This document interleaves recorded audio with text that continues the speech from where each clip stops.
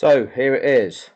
This is going to be the most important video that proves the corruption that took place in Abu Dhabi. It's going to take 15 to 20 minutes to get through this, but you need to see it because I can't make it any shorter than that. I will do a long version that will be close to an hour, which will prove even more, but I'll make this as quickly as I can. 2019 Brazilian Grand Prix. Let's watch this. They'd better hope at Mercedes we're going to get some racing here, Ted. Otherwise, they've just pitted their man off the podium. I had to wipe my eyes seeing Lewis Hamilton into the pits. With all that we've seen about how long it takes here in Brazil to get these safety cars done and dusted, they can't think we're going to get many more racing laps, surely. Well, we've only got 4 laps to go. What?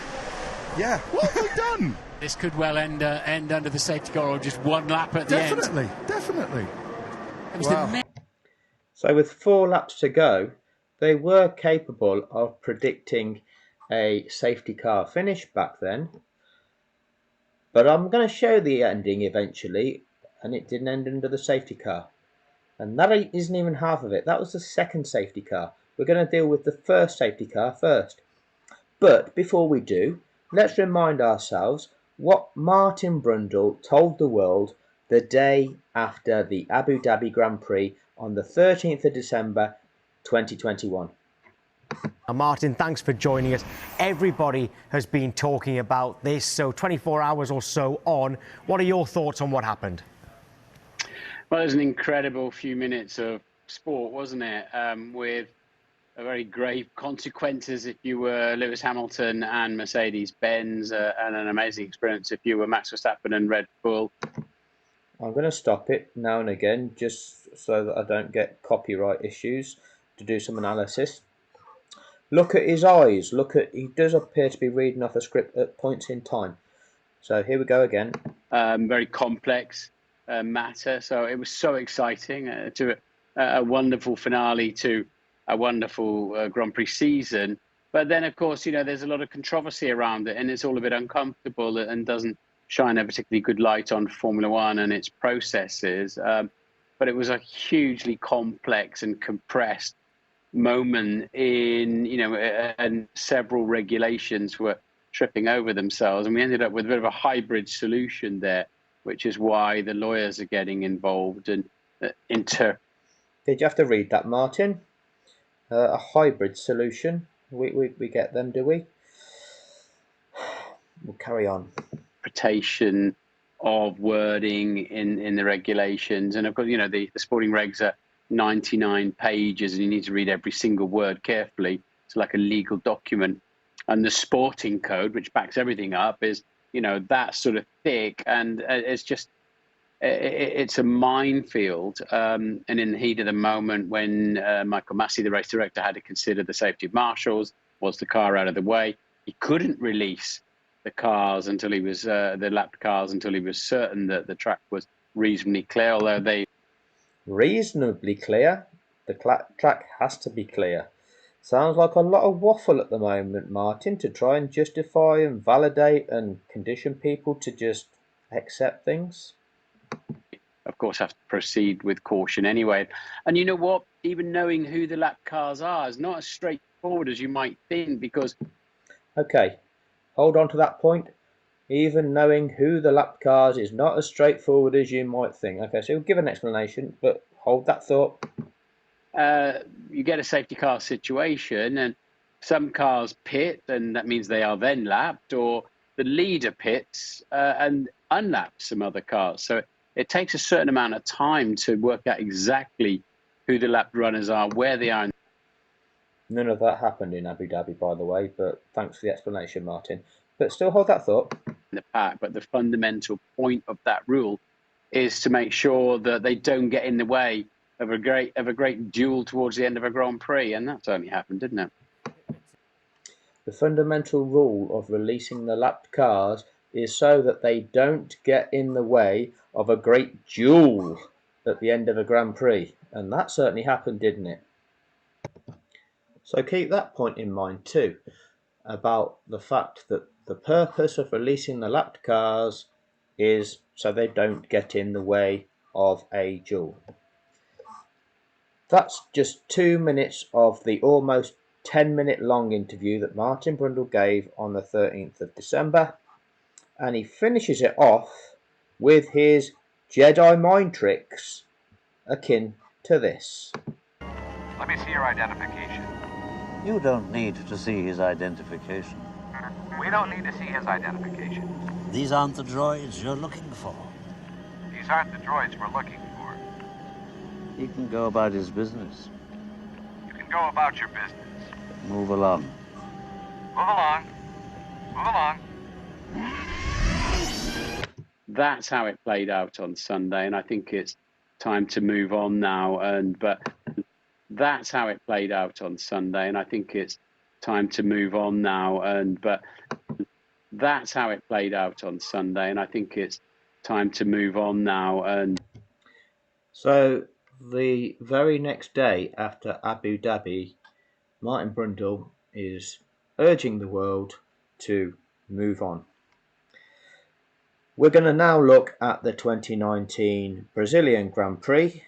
We're currently on lap 52 of 71 when this happens. It has to be said, Bottas is pulling over and he's pulling out of this race.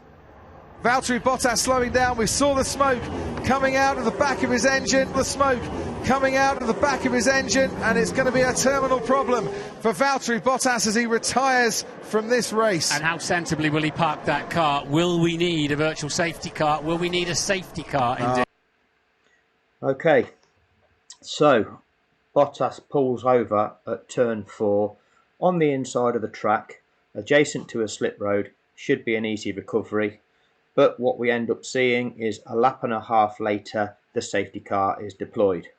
I'm not saying that in this Liberty Media era we now see more safety cars deployed because it spices up the excitement. It could be due to health and safety being on the increase and litigation culture preventing claims for misconduct.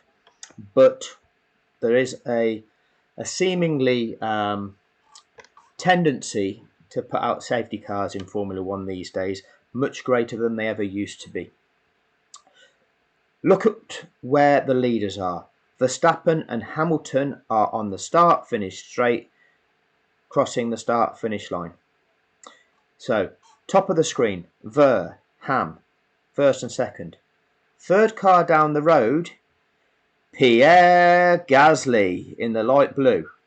Now look over on the right-hand side of the screen where the list of competitors is in the running order. So in race order, it's Verstappen, Hamilton, Vettel, Leclerc, Albon, Bottas, who we know has just retired from 6th, and then Pierre Gasly in 7th. So actually, Gasly's going to be promoted up to 6th when he passes the Bottas site. So Gasly is in 6th, but he's running 3rd behind Hamilton. That means Gasly has been lapped. Okay, 6th position has been lapped. Now, let's see how difficult it is to identify the lapped cars, because Martin tells us it's difficult. Will we need a safety car? Indeed. So, let's have a look at the data view. First, Verstappen. Second, Hamilton. Third, Vettel. Fourth, Leclerc. Fifth, Albon. Sixth, currently not showing he's retired yet, Bottas. Seventh, Gasly. +1 lap. Oh, could it be that he's been lapped? And all the runners running behind Gasly, well, they've been lapped too. Not that hard really, is it, Martin? And if you also make a note of this, Kubica, running in 20th position, has been lapped twice by the leaders. He had an extra long pit stop, and whilst he was in there, got lapped twice. And if you actually look right at the bottom, you see, relatively speaking, where the cars are on track. And if just where I'm waving my cursor at the moment is the white dot of Kubica. Behind him is Bottas, okay, because Bottas has now stopped. So Kubica must just have gone round turn 4. Russell is almost coming up to lap him as well. So Kubica will have been lapped by everybody on the field because the person ahead of him is Hulkenberg, but he's ahead of Russell. So when Russell overtakes Kubica, Russell running in 19th will have lapped his own teammate in 20th. That's how far Kubica is in this race. And the reason that's important is because of the second safety car situation. So this is a lap and a half beyond where I first paused it on tracker view, and this is what happens. Inclined to just leave that car there and not put people out, actually. Safety car, full safety car. So safety car is finally deployed. Check the tracker view. So Verstappen, Hamilton, and then behind them on track is Gasly, but Gasly is now registering in 6th position because Bottas is now registered as retired. Where's 5th position? Well, 5th position, so this is 6th, Gasly at turn 8, and then come around here onto the start-finish straight, not yet crossing the line, is Alex Albon, the darker blue dot, in 5th position. So that is the position of Gasly in 6th and Albon in 5th. So this is the distance between the two at the deployment of the safety car. This is a situation one lap later. This time Hamilton is leading the race at turn 9. Verstappen pitted for some fresh tyres and he dropped behind Gasly and Grosjean and is in this position here on track just by turn 6. This is it, a lap on from that. So the field, as you can see, is all bunching. This is what happens when the safety car is deployed. All of the competitors end up concertina running one behind the other. Remember that Bottas pulled out of the race on lap 52. This is now the end of lap 56, going on to lap 57. Saying, what were our options? Could we have come in? What other things could we have done?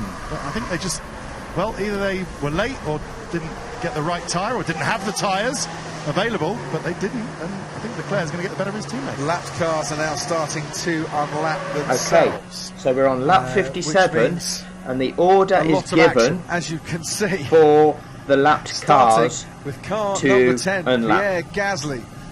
There's a lot of lap cars. Look at It's a very short lap Kubica, here look at at Russell. Interlagos. Remember, Kubica's been lapped twice. Russell's only been lapped once. It's going to take a while to sort itself out a little bit.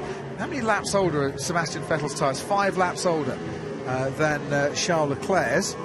Yeah, Max is on brand new softs then, of course. Yeah. So And he's on brand new softs. When did Albon come into the pits? Lewis is on 12 lap old mediums. So he'd only just come into the pits, Albon as well. Is there a danger here, Martin, that Lewis Hamilton is under threat from Verstappen, Vettel, Albon and Leclerc towards the Mercedes with their wonderful strategies again, but we won't enter into that on this particular video. end of this race? Could be. Yep. Leclerc's got to pass Albon first before he can get to his teammate, but Vettel's sitting there as well, exposed, isn't he? Albon was unlucky because I think he did a green flag pit stop, didn't he? Yes, he did. But they've all concertinaed up. I guess when you put the full safety car out, and when you put the full safety car out, it means there are periods of time when the pack are all round the other side of the track, and if you want to clear a car away, whereas a virtual safety car, they can keep coming round all the time. There you go, Martin. It was a difficult call, but that car was out of the firing line. You couldn't hit that car there, but I guess leaving a stranded car on the side of the track is not really Russell very Formula One, is passing the leaders now. So this is lap 57. The leaders are just about to start lap 58 when they cross the start-finish line, where Kubica now is, the white dot at on the top straight of the screen. Which means, as all of those lapped cars have been released this lap, then there must be one mandatory safety car lap in order to give these cars that have been released the opportunity to catch the back of the pack, which here is Charles Leclerc. There is an anomaly here, and that is Robert Kubica. Because he has been lapped twice, the race director has it within his discretion to decide, are too many laps going to elapse in allowing him to be unlapping himself twice, because he's effectively his elongated pit stop has caused it. You'd be 2 laps behind. You're kind of out of the race at 2 laps behind. If you've just been lapped once, you're still racing the car in front of you. But in terms of Kubica, he's still almost an entire lap behind the car in front of him, which is his teammate Russell, who's also lapped. So the race director does use his discretion here to not overly prolong it, to let Kubica unlap himself twice. Okay, but everybody else he's released that one time. And we're now going to enter onto lap 58, which is the mandatory safety car lap in order for the pack to reform. So here we go. Struggling to keep temp in his tyres, man. Yeah, because he needs that safety car to go a bit faster. There's the Williams of George Russell. So I'm going to fast forward this a little bit. Now doing that. Here we go. So this is. So I'm going around the track on lap 58. Points as the well. Mandatory safety car lap, and this is how this is where we should start racing at the end of this lap. The safety car, and why did you decide to pit Max Verstappen? Well, in a situation like that, Mercedes would have done the opposite. Thanks for that, we've Christian. taken an attacking approach to this last part of the race. We've conceded track position, but put him on what we think will be a better tyre to the end of the race. Right, we can start racing now. We've done the mandatory safety car lap. What's going on? And the end of the race, he's going to have a chance to get past Lewis, but surely you're going to have to be watching as well for Vettel, for Albon, Leclerc. All could be a grandstand finish, this. Yeah, it's going to. Oh, the grandstand finish. Yeah, you know, we've gone for it. As I say, if we'd have stayed out, they would have pitted. We elected to take the aggressive approach. So lap 59. We'll see what we've got to the end of the race. Thanks ever so much, Christian, and good to have you with us this weekend. How old are my tyres, man? I don't know if I'm going to be able to keep them behind. So they're 15 laps. Safety car coming in at the end of this lap, so he's going to have 12 laps or so to try and survive this. It's kind of all doom and gloom in Lewis Hamilton's head, but that's understandable given the position he's now in. Verstappen and the Red Bull have just had the raw pace today to put themselves. By fast forwarding, I've actually cut out the commentary where they actually go on to actually explain, oh look, Gasly there is still quite a way behind the lead pack, and maybe the race director is going to make the safety car do an additional lap to give the rest of the field the chance of catching up. So me fast forwarding it has made a mistake in not showing you that, but that's what's actually happened.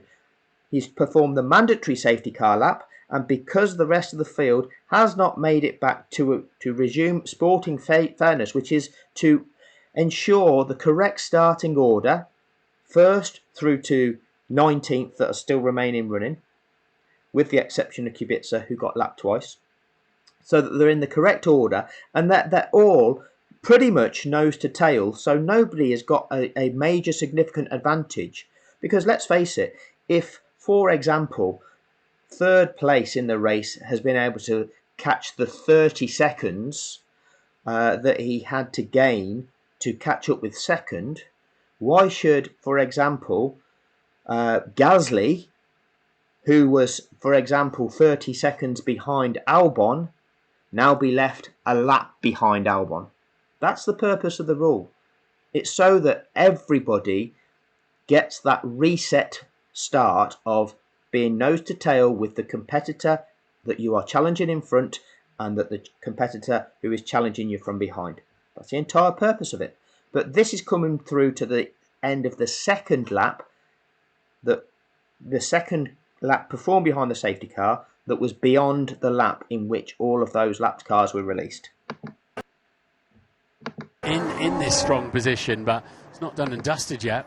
But Lewis is definitely having a glass half empty day. Which could all change if he's on the top step of the podium at the end of this race. Max Verstappen is as keen as a young Cocker Spaniel behind him there to get going. And you really do need to let the safety car get a long way away here, because you climb the hill. Come on, mate. You've done this once already on the same compound. So Hamilton will back the pack up right now. So look at the pack, Verstappen is nose to tail, on the brakes. and this is how we see a safety car start, So let the safety restart. car go away. We don't see what we saw in Abu Dhabi, which was 5 cars less than halfway advanced around the track, having only just been released. This is the restart after a safety car.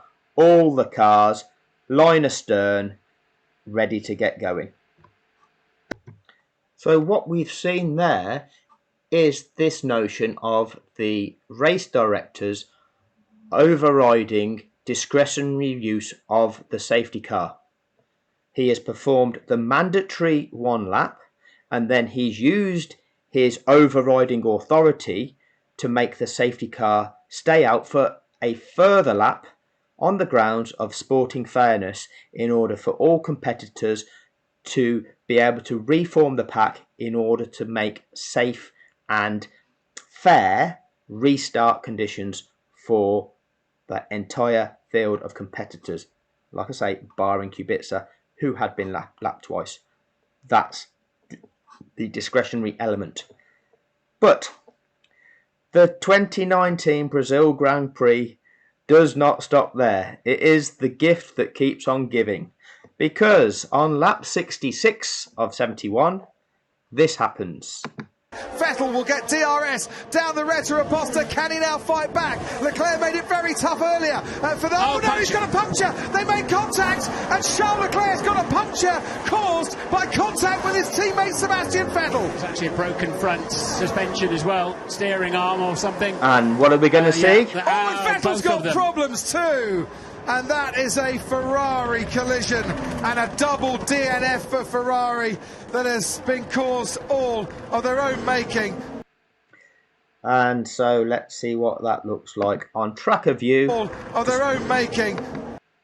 So at this stage, we've got Max Verstappen leading the race in between turns 12 and 11. Okay, here. Hamilton in 2nd place. Albon in 3rd place.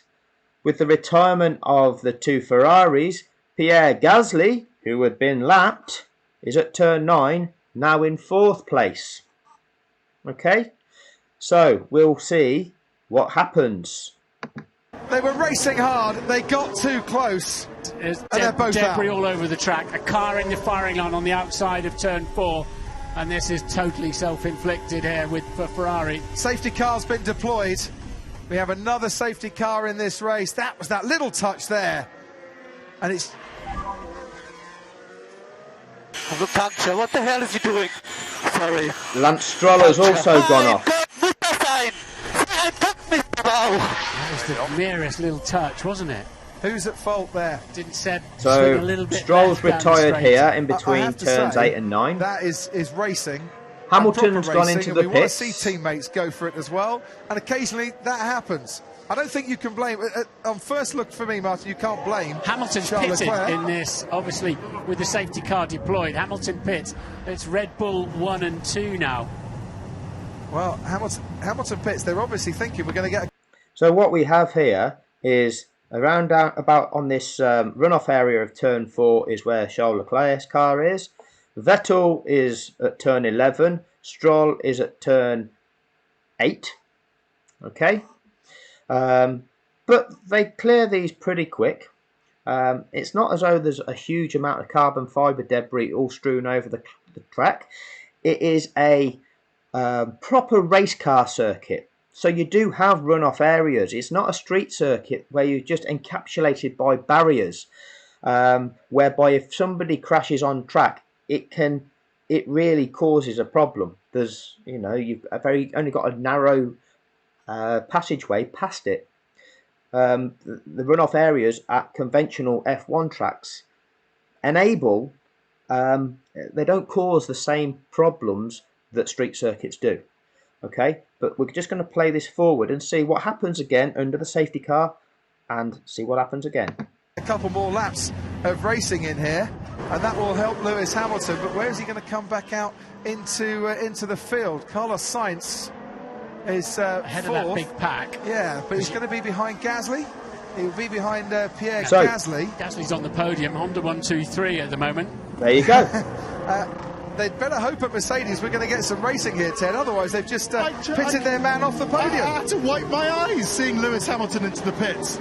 With all that we've seen about how long it takes here in Brazil to get these safety cars done and dusted, they can't think we're going to get many more racing laps, surely. Well, we've only got 4 laps to go. What? Yeah. What have they done? This could well end under the safety car or just one. Oh, so we can decide that this could well end under the safety car. How many times did you point that out in Abu Dhabi?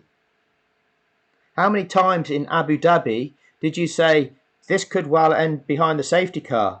And if it does, you are watching history. You are watching Lewis Hamilton become an 8-time world champion. You didn't do that, did you? Instead, you lied about the rules. Oh, we think the safety car might be coming in this lap. Would do, could do, should do, whatever he said. Or we can actually get going like this, with 5 lapped cars still in situ in between first and second, because we think we're going to see this one racing lap, which is what you were telling us all the way through. You didn't tell us, oh, this could well end behind the safety car, and Lewis will be champion. Let's carry on with this. One lap at the end. Definitely. A little touch, wasn't it, between the Ferraris? It was. Well, look, let's have a go. Can't believe the amount of damage it did. Brilliant move from Leclerc down the inside. Sebastian Vettel now gets DRS through the next detection zone, so he's more than entitled to come back. So they will talk Leclerc, about the notion of lapped cars. The middle of the track, he didn't move over at all there. He didn't move in on Sebastian Vettel. Vettel thought he was obviously clear of his teammates by the time he moved slightly to the left. Remember as well, when it comes to the lapped car situation, effectively at this point, because it's only been a short period of time since the safety car was deployed for Bottas, no further cars have been lapped during those few laps. There is still a lapped car on track, which is Kubica, who was originally 2 laps behind everybody and only released for the 1 lap. So when Chandok chimes in that there's a lapped car there, the race director has already determined at the previous safety car that that's what he was going to do with Kubica. He was not going to let him unlap himself twice. So he's therefore, come this safety car, not going to make Kubica unlap. Okay, that decision has already been taken. So from this, for this clear-up operation, from this position, there doesn't need to be the lap that the cars are released on, which has to occur after the debris has been cleared up. And then there doesn't need to be that mandatory lap. And yet they are still suggesting, oh, it could have been a safety car finish. Them extra things had to happen in Abu Dhabi, and they didn't say that it could have been a safety car finish. Look at the differences. What the hell? Seb went a little bit left, didn't he? Here we go. That's Seb's fault. Okay, I'm going to fast forward this so unlucky to get that amount of damage to both cars. Calm it down. Puncture as well. So we see the reform. I do think. By the way, the last Honda 1-2 was the day that Ayrton Senna clinched his 3rd world title in Japan in 1991. At the moment, it's a Honda. So how are we seeing the restart conditions? Honda-powered 1, 2, 3. Bit of symmetry, isn't there? There's only one car running that's been lapped. Carlos, keep letting us know about debris. Keep letting us know about debris. Yeah, debris are still there. So what you're seeing here is that Grosjean, which is the tail car, in 15th, which is he's like Kubica's 16th. Like I say, Kubica's the lap behind, but this has already been taken into account by the race director, hence for the non-release of the lapped car in this particular circumstance. Okay, but this is the correct race order, barring the special circumstance for Kubica. And we're about ready to get going again. No one has to clear them. So for the moment we cannot We're not race. racing. It's very McLaren dangerous. don't want the race to restart, of course. No, With absolutely Sainz not. in fifth. Debris sounds like some new French driver coming into Formula One. Karun, to you. Yeah, it's funny, isn't it? Because Lewis wants to get going and he's talking about, right, we don't need to get lap cars, let's get on with it. Max, obviously, on the radio, no, too much debris, we need to finish the next few laps like this. Do you know what? I wouldn't be at all unhappy, Martin, if it did finish like this, because Pierre Gasly has driven a faultless race today and is on for his first podium in Formula One. So you wouldn't be at all unhappy if it finished behind the safety car. I was wrong on my last bit of speak, thinking they were just about to restart. They do restart. I think it's at the end of this lap. But Crofty's saying, "Oh, he wouldn't be unhappy if we ended up finished behind the safety car, because young Maxwell is winning the race, and Pierre Gasly is going to get his first podium in Formula One in third." Remember, Pierre Gasly was lapped, got released. Okay, more to come on this. But you don't mind it as a safety car finish in these circumstances, do you? Season, I mean, it's his highest start, wasn't it, since he was demoted from Red Bull, in a season that has turned sour for him. You were saying, bounced back brilliantly and could find himself on the podium today alongside the man that replaced him at Red Bull, celebrating his first podium in Formula One alongside their teammate in the Red Bull. Just slow pace, a 155 there. Ferrari team principle, given all the squabbles, the track battles, the suspicion that one guy's been given a better strategy than the other, everything that's happened this year. What on earth do you say to these two when they come back? If indeed they do come back to the garage. If I was Seb, I'd just go and find a bar somewhere in downtown Interlagos. That car is obviously well clear now. The debris, a lot of the debris is gone, and safety car is ending. We will get a restart. Safety car ending. Lewis is going to get his chance. With how many laps to go? Is it? Safety car is in. Right.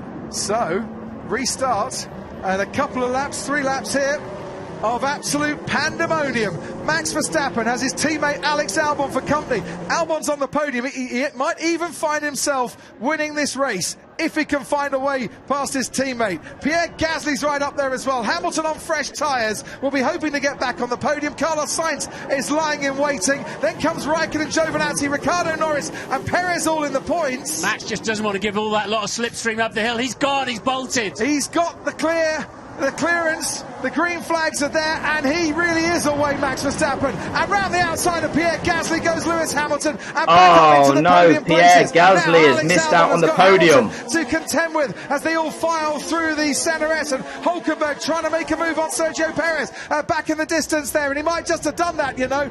Ricciardo's certainly ahead of him. No, Hulkenberg is behind us. Hamilton looks to challenge Alex Albon, can't quite get past him. All you have to do, you're not allowed, if you're leading the pack like that, you're not allowed to accelerate, then brake and accelerate and brake. So you're entitled to keep the pack slow until you get to the line. Carlos Sainz has Kimi Raikkonen for company. Look there. at Lewis. Sainz tries to hold on to 5th place. Daniel Ricciardo round all over the rear of Antonio Giovinazzi, and Alex Albon has Hamilton troubles here as he turns in. Oh, and Lewis Hamilton makes contact with Alex Albon. His first podium in Formula One is sent spinning and drifting away in the infield in Interlagos. Oh, and you can see that coming as well. Hamilton may take a penalty for that, but Alex left the... What was that, Martin? Hamilton may take a penalty for that. That's a bit premature in making that assessment, but that's typical of you, Martin. Pierre Gasly in 2nd position. How many laps we've got to go? Door wide open, and Lewis decided he was going to stick his nose in there. Max Verstappen starts the final lap of this Brazilian Grand Prix. So Gasly is 2 racing second. laps. Lewis Hamilton runs third. Carlos Sainz 4th. The stewards are going to be looking at that incident. Alex Albon is down in 15th. That is proper heartache for that young lad who did not deserve that at all. The door was left open. Was Hamilton too clumsy? We'll talk about that in a moment. He's got damage to his front wing, Lewis Hamilton. He's looking for a way past into the Ciudad del Lago, but he can't find a way through. What happens here?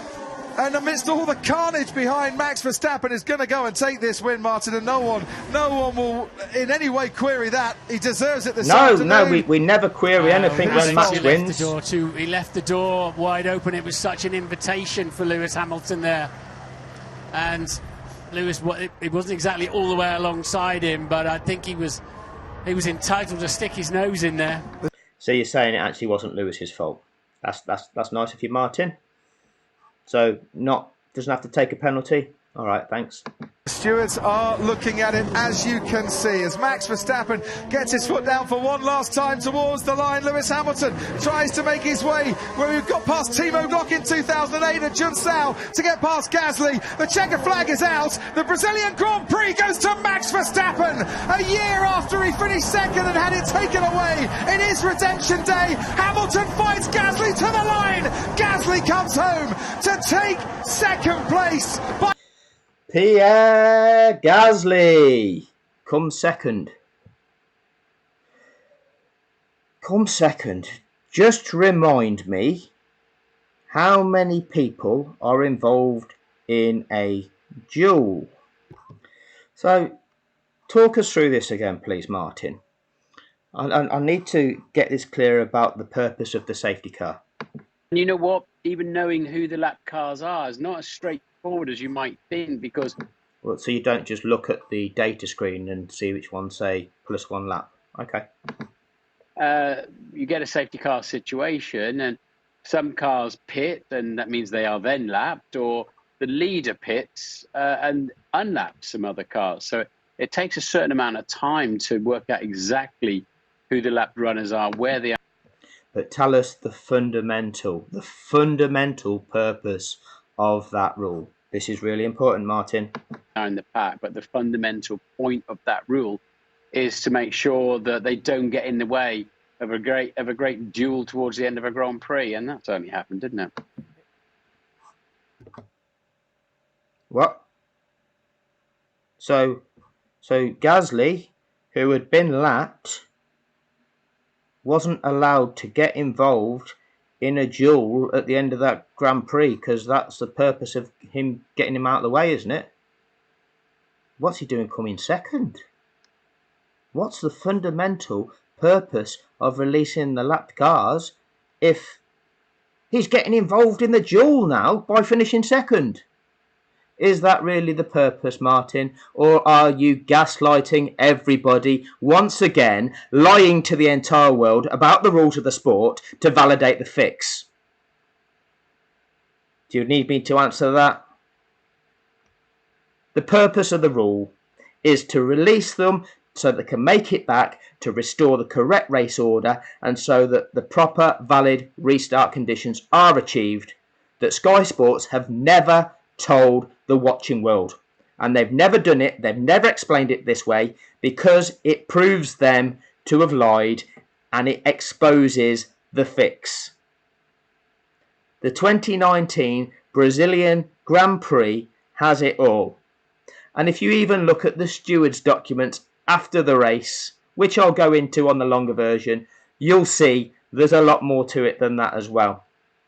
So, two safety car laps after the lap on which those lapped cars were released. Not just the one mandatory one, but the additional discretionary one, which is the race director's overriding authority. That's what that rule means. And the purpose of releasing the lap cars is clearly demonstrated here by the fact that the car that was lapped, Pierre Gasly, that was lapped at that stage, ends up finishing second. The guy's first ever Formula One podium. Brundle and Crofty commentated on this event. They've lived it. They have lived it. So what on earth are they talking about, pretending they don't know the rules of the sport? When we know it, when we can see it, they are professionals. They are the people with 40 years of experience in the commentary box between them. And they are lying to the world. The whole world needs to see this video. They need to see the true nature of what took place and exactly how Sky Sports lie about the rules of the sport in order to validate Abu Dhabi. I'm going to do a longer version of this that's going to be in far more detail. Hopefully, I don't know how long this one is now, probably about half an hour already. But this is the short version. That's the best I can do.